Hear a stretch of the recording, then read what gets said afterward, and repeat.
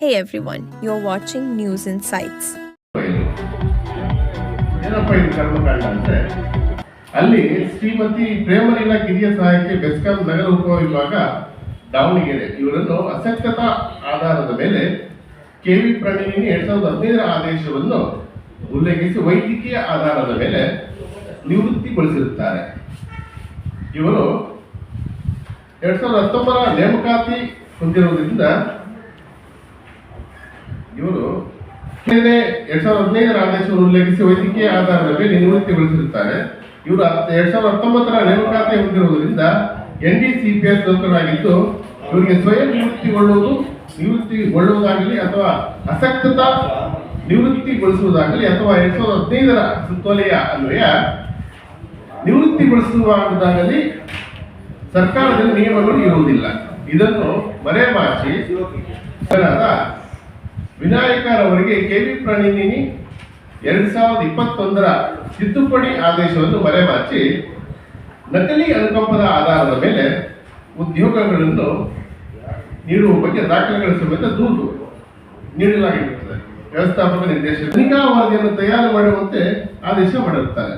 ಮಾನ್ಯ ಬೆಸ್ಕಾಂನಲ್ಲಿ ಅನುಕಂಪದ ಆಧಾರದ ಮೇಲೆ ನಕಲಿ ನೌಕರಿಯನ್ನು ನೀಡಿರ್ತಾರೆ. ಆ ಒಂದು ವಿಚಾರವಾಗಿ ಉದ್ದೇಶವಾಗಿ ಇಟ್ಟು ಇವತ್ತು ಪ್ರೆಸ್ ಮೀಟ್ ಮಾಡ್ತಾರೆ ಸರ್. ಒಂದು KPTCL ಒಂದು ಆದೇಶ ಇದೆ. 2015ರ ಆದೇಶದ ಪ್ರಕಾರ ಇವರಿಗೆ ಅಸಕ್ತತಾ ಆಧಾರದ ಮೇಲೆ ಯಾವುದೇ ರೀತಿಯಲ್ಲೂ ಅವರ ಮಕ್ಕಳಿಗಾಗಲಿ ಅಥವಾ ಗಂಡ ಹೆಂಡತಿ ಯಾರೇ ಇರ್ತಾರೆ ಅವರಿಗಾಗಲಿ ನೌಕರಿಯನ್ನು ಕೊಡುವಂತ ಅಧಿಕಾರ ಇಲ್ಲ. ಆದ್ದರಿಂದ ಅದನ್ನು ಮರೆಮಾಚಿ ಇವರು ನೌಕರಿಯನ್ನು ನೀಡಿರುತ್ತಾರೆ.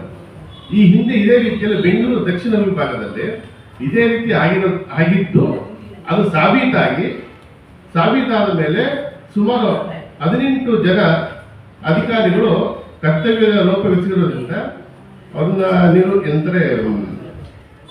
ವಜಾಗೊಳಿಸಿ ಅವರನ್ನು ಜೈಲಿಗೆ ಸಹ ಹಾಕಿರ್ತಾರೆ.